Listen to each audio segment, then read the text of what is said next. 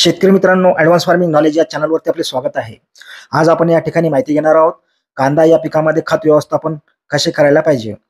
तर शेतकरी मित्रांनो, आपण ज्यावेळेस तजेलदार चांगल्या दर्जाचे रोप शेतामध्ये वाफेमध्ये लावतो आणि त्यानंतर आपण खताचं व्यवस्थापन जे पहिल्या वेळेस करत असतो, तर ते कसे करायला पाहिजे, तर त्या संदर्भात माहिती घेऊ.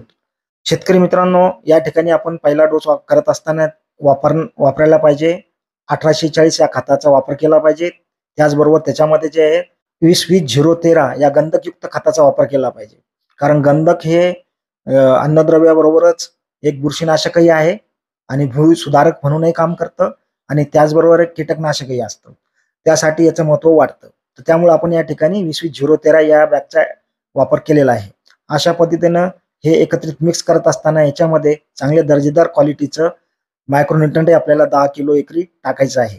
त्यासाठी आपण या ठिकाणी घेणार आहोत 1+ हे मायक्रोन्यूट्रंट. अशा पद्धतीनं हे तिन्हीचं एकत्रित कॉम्बिनेशन करून एकरी वापरायचं आहे आणि हे खताचा डोस झाल्यानंतर शेतकरी मित्रांनो, आपण 45 ते 50 दिवसानंतर एक दुसरा डोस करणार आहोत.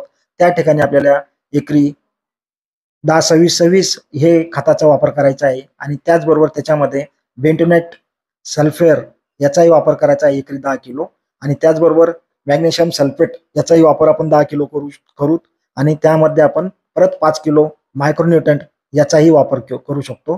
5 ते 10 किलो या प्रकारे आपल्याला हा दुसरा डोसही करून घ्यायचा आहे शेतकरी मित्रांनो. अशा पद्धतीने जर आपण डोस केले शेतकरी मित्रांनो, तर आपल्याला कांदा उत्पादन फार चांगल्या प्रकारे येईल आणि हा कांदा टिकण्याशी एकदम सक्षम असा कांदा तयार होईल. शेतकरी मित्रांनो, कांदा तयार झाल्यानंतर कांदा काढणी केल्यानंतर तो कांदा आपल्याला चाळणीमध्ये ठेवण्याआधी एक वेळेस चांगल्या प्रकारे उन्हामध्ये आपण ते वाळून घ्यायला पाहिजे आणि त्याच्यानंतरच कांदा हा आपल्या कांदा चाळणीमध्ये न्यायला पाहिजे. का आपल्याला व्हिडिओ आवडला असेल तर चॅनलला लाईक आणि सबस्क्राईब करा. धन्यवाद.